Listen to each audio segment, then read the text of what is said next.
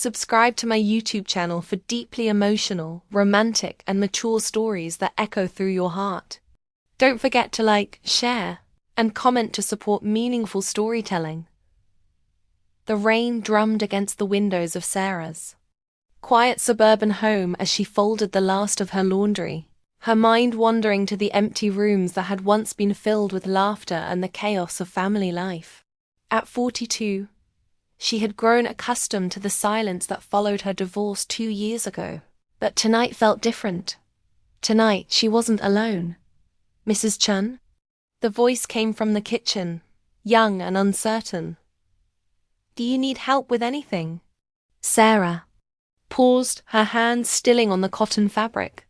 Even after 3 days, hearing that voice in her home still sent an unexpected flutter through her chest.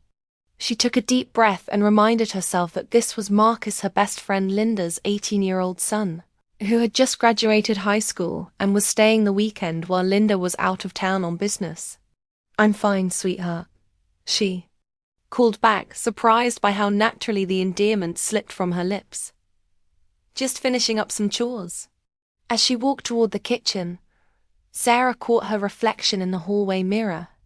Her dark hair was pulled back in a messy bun, and she wore her favorite weekend clothes, a soft gray sweater and jeans that hugged her curves in a way that reminded her she was still a woman, not just a mother or ex-wife. She paused, wondering. When she had started caring about how she looked around him, Marcus stood by the kitchen island, his tall frame making her usually spacious kitchen feel smaller. At 18, he had grown into his features. The sharp jawline that reminded her of his father, the deep brown eyes that seemed to hold wisdom beyond his years, and the way he moved with a confidence that caught her off guard. Wen had little. Marcus, who used to build pillow forts in her living room, become this young man who made her pulse quicken. "You don't have to call me Mrs. Chun anymore," she said, setting down the laundry basket. "We've known each other too long for that formality." "Sarah is fine." He smiled, and she noticed the way his eyes crinkled slightly at the corners. "Okay, Sarah. I made some coffee. I hope that's all right." The domestic gesture was simple, but it struck her as unexpectedly intimate.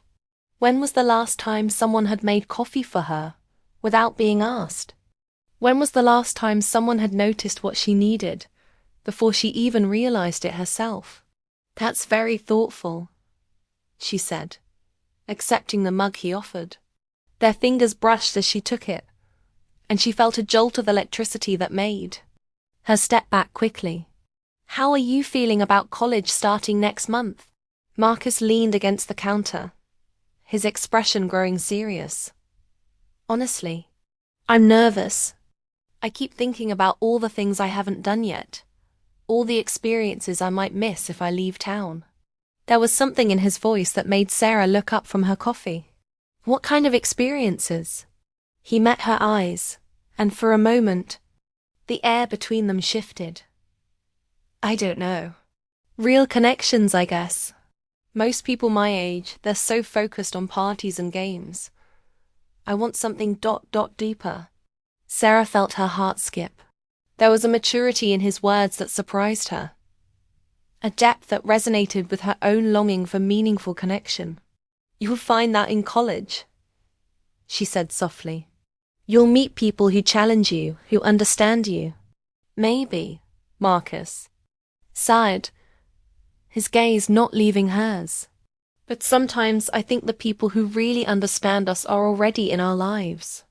We just haven't noticed them yet." The weight of his words settled between them, and Sarah found herself studying his face, really looking at him for the first time. When had his boyish features sharpened into something so compelling? When had his voice developed that low, warm tone that made her stomach flutter? "You've grown up so much," she whispered, almost to herself. "Have I?" He stepped closer, and she could smell his cologne, something woodsy and clean that made her want to lean into him. "Sometimes I feel like I'm still that kid who used to come over here after school, hoping you'd made those chocolate chip cookies." Sarah laughed, grateful. For the lighter moment. You practically lived here some summers. I used to joke with Linda that I was raising 2 kids instead of 1. You were always so patient with me, Marcus said, his voice growing softer. Even when I was going through my difficult phase, you never made me feel like I was a burden. You were never a burden, Sarah said firmly. You were. You were a bright spot in some very dark times. She hadn't meant to reveal so much, but something about his presence made her feel safe, understood.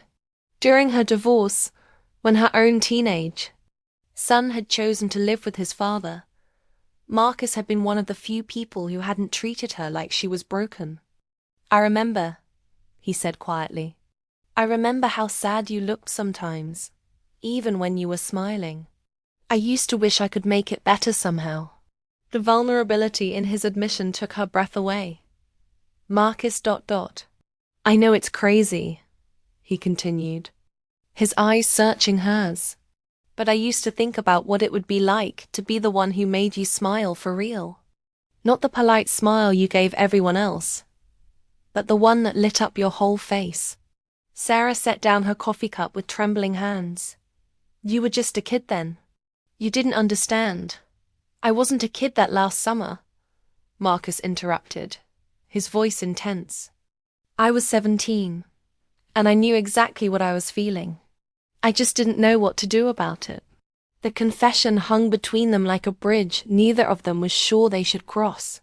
Sarah felt her world tilting, all her assumptions about the quiet, sweet boy she'd known rearranging themselves around this young man who was looking at her with such raw honesty.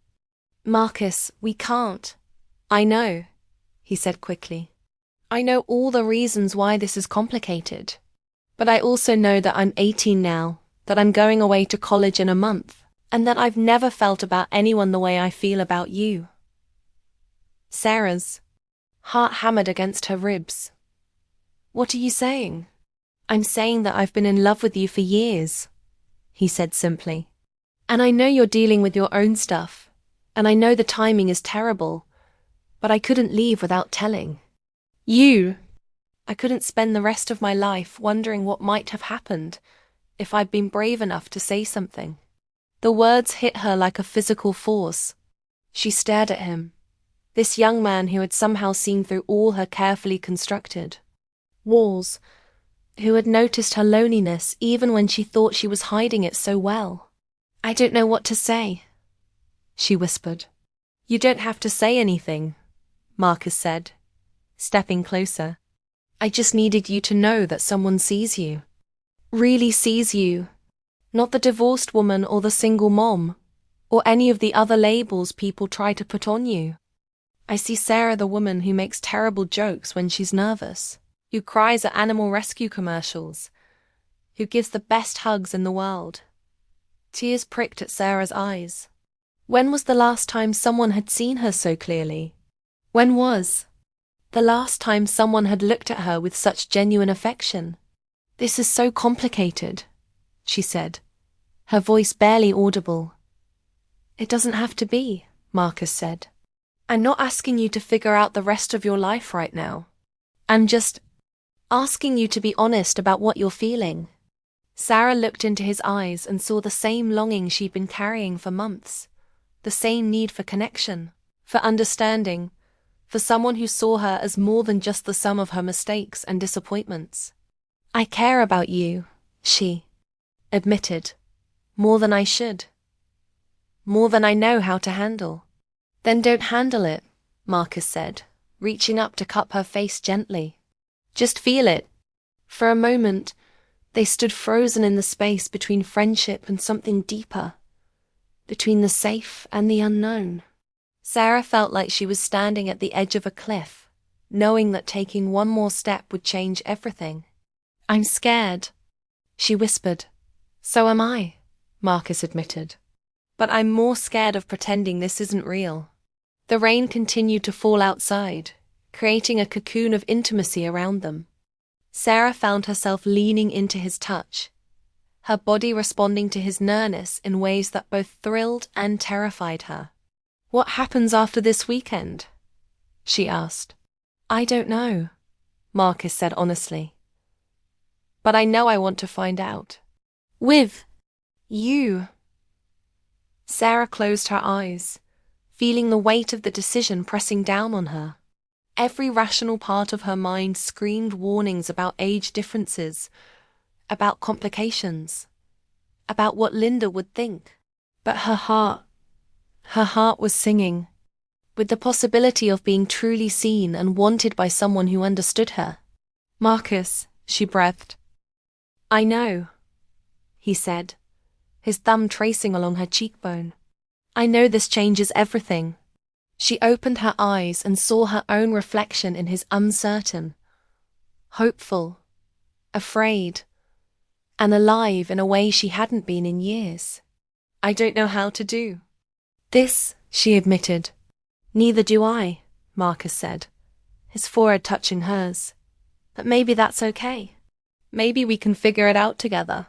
The storm outside seemed to echo the turmoil in Sarah's heart. She thought about her failed marriage, about the loneliness that had become her constant companion, about the way Marcus had always been able to make her laugh even on her worst days. What if we ruin everything? She asked. What if we don't? Marcus countered. What if this is exactly what we both need? Sarah felt herself wavering, caught between fear and possibility. She thought about the young man who had grown up in her kitchen, who had comforted her during her divorce, who had seen her at her lowest, and somehow found her worth loving. I need time to think, she said finally.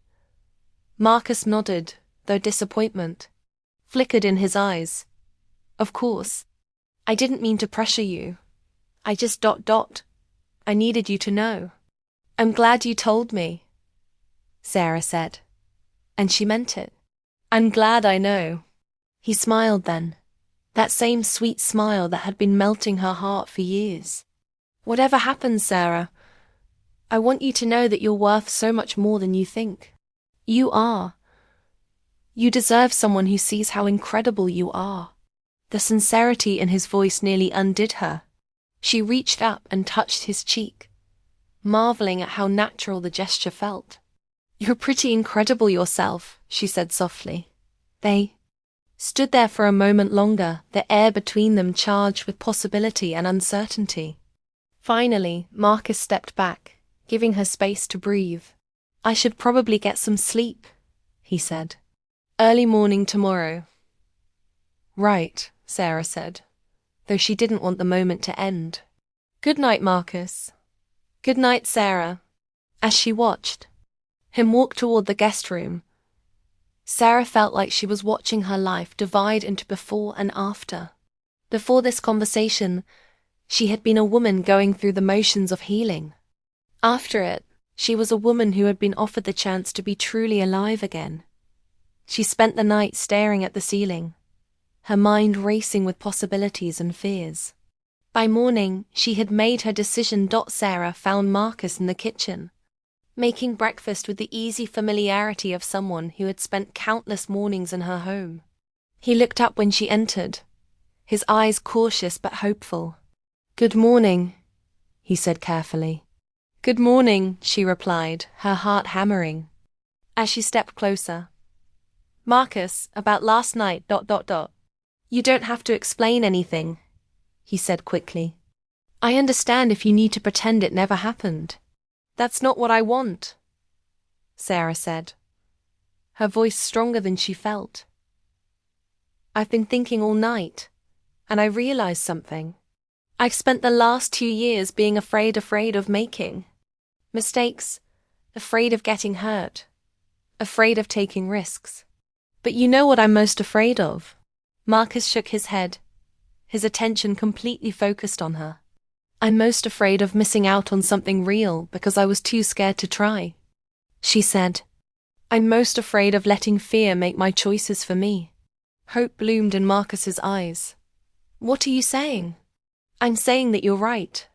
This is real, and it's scary, and it's complicated, but it's also beautiful. And I don't want to run from it just because it doesn't fit into the neat little box I thought my life should be. Marcus set down the spatula and moved toward her, his movements careful and deliberate. Are you sure? Because once we cross this line, there's no going back. I'm sure, Sarah said, surprised by how certain she felt. I'm sure that I want to see where this goes. I'm sure that I want to stop being afraid of living. When Marcus kissed her, it was soft and tentative at first, then deeper as she responded. Sarah felt like she was waking up from a long sleep, like every nerve ending in her body was suddenly alive with possibility. This is crazy, she whispered against his lips. The best things usually are, Marcus replied, his arms tightening around her dot as they held each other in the morning light. Sarah felt something she hadn't felt in years. Hope. Not the desperate hope of someone trying to fix what was broken, but the quiet, steady hope of someone who had found something worth nurturing. What do we do now? She asked. Now we take it one day at a time, Marcus said. We figure out how to make this work, how to be honest with the people we care about, how to build something real together. And if it doesn't work, then at least we'll know we were brave enough to try, Marcus said, stroking her hair. At least we'll know we didn't let fear win. Sarah smiled, feeling lighter than she had in months. I like the sound of that. As they stood together in her kitchen, surrounded by the ordinary moments of morning coffee brewing, sunlight streaming through windows, the promise of a new day, Sarah realized that sometimes the most extraordinary love stories began in the most ordinary places. The weekend was ending, but something new was beginning. Something that would require courage, honesty, and faith in the possibility that love could bloom in unexpected places, between unlikely people at the most surprising times. Marcus would be leaving for college in a month, but they had time to figure out what this meant, how to navigate the challenges ahead, how to honor both the love they'd discovered and the people who cared about them. For now, it was enough to know that she was no longer alone in her loneliness, that someone saw her completely and loved her anyway, that the heart she thought was too broken to love again was actually just waiting for the right person to help it heal. As Marcus pulled back to look at her, his eyes bright with affection and possibility, Sarah knew that whatever came next, she was ready to face it. For the first time in years, she was ready to live.